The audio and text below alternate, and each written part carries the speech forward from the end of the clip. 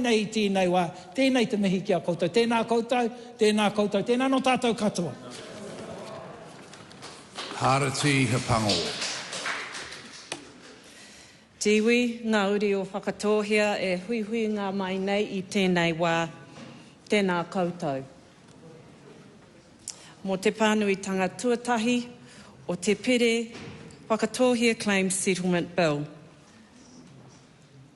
As a list MP for the National Party, but also as uri of Wanganui, Ngāti Apa, Ngā Rauru, I greet and I welcome Whakatōhea to this whare this afternoon on this very important and significant occasion. Those Māori members of Parliament seated here in this whare, we know what it's like to be seated up where you are today. We have been with our own people when legislation has been passed through this House with the settlement of the long journey, the grievance, the mamai, the hope and aspiration that with the progression of legislation through this House, we move from and we move forward into the future. So I welcome you all here today. Mr. Speaker, I seize the opportunity also to address New Zealanders who are listening in from afar. I acknowledge Whakatōhea gathered here in this whare, but also those further afield not able to be here today. But also to New Zealanders to listen to the story.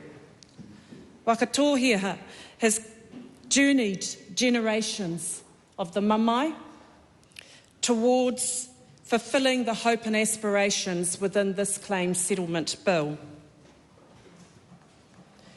The process that it takes in order to arrive into the future is by way of addressing within this bill to be made into law at the third reading what is outlined in Clause 8, the history, which my colleague Joseph Mooney has addressed in part, and Minister Little also, and others will.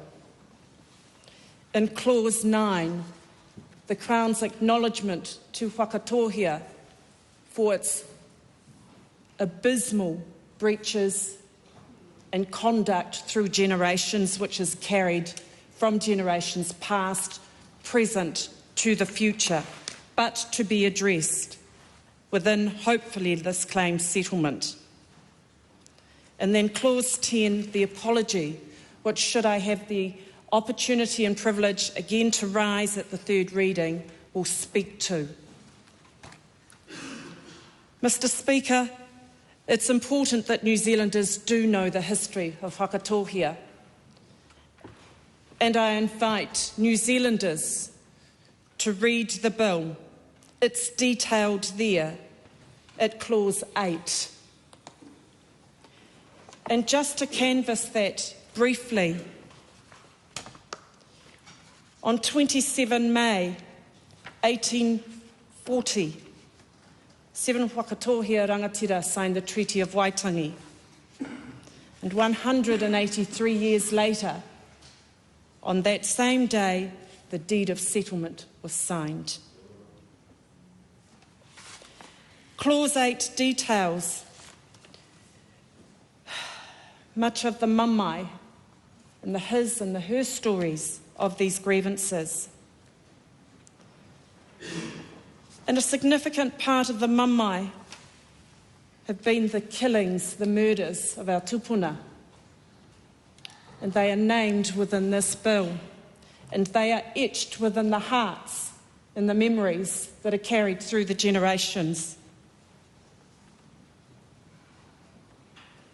Crown forces invaded Whakatōhea Rohe in September 1865. Crown troops adopted a scorched earth approach. We've heard this on occasions when Parihaka was in the whare with their bill. And here we are yet again today, hearing the story that many New Zealanders turn a deaf ear to and a blind eye away from.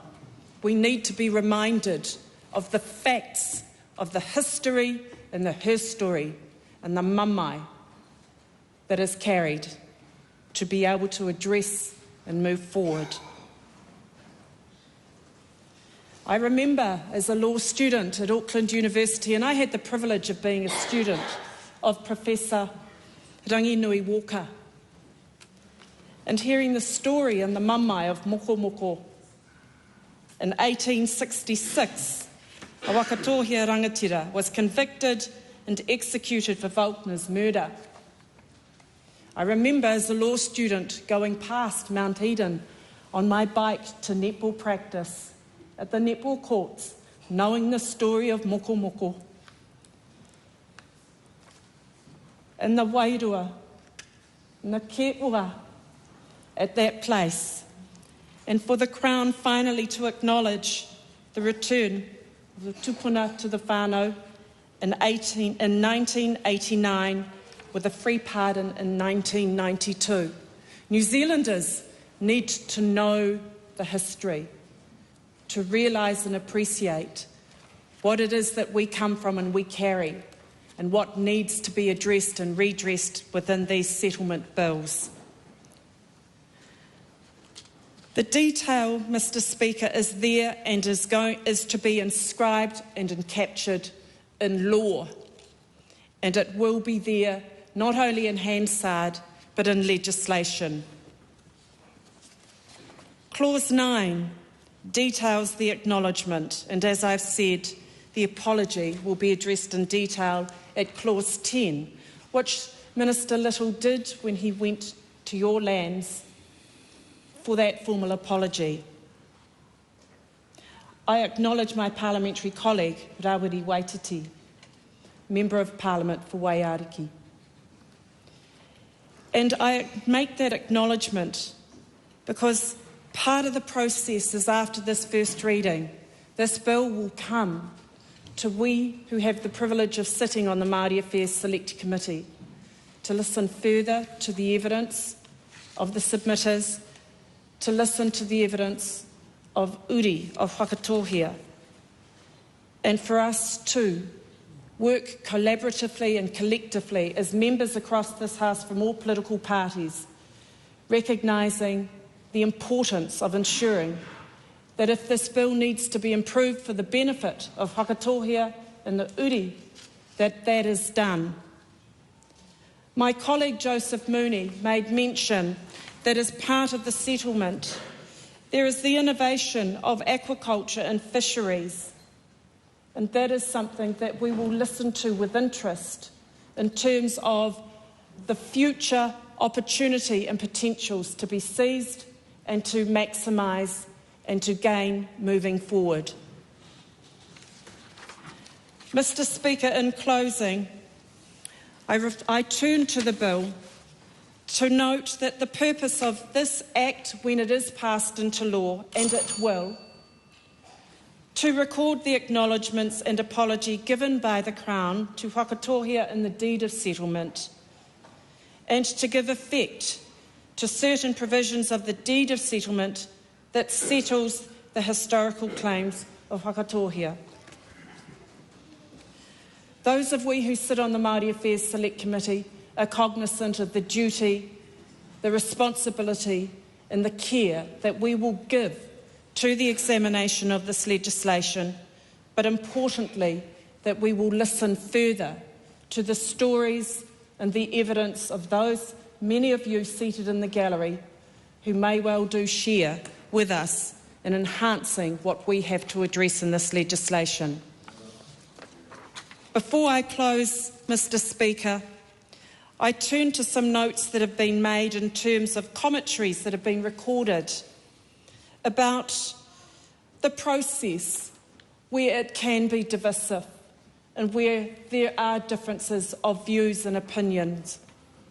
But importantly, it is how we focus forward into the future, moving from the grievance and the mamae and maximising the potential that is there. And Minister Jackson, as he noted, that a comment from Te Kaiho to Maxwell We all know the Crown is the thief, the Crown is the judge, and the Crown is the juror. So it works well in the Crown's favour. But we are very, very grateful because of the $100 million will allow us to forge new frontiers and help heal our people. So as I look up into the gallery, Mr. Speaker, I see the future generation with our young ones. And it is with hope and it is with aspiration that this bill is commended to the House. The Honourable Penny Henare.